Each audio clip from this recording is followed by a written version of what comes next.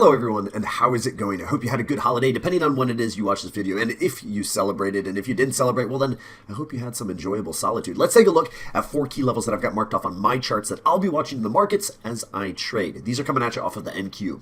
Starting with our first line down, going from the top of the screen down, we have 17065 marked off.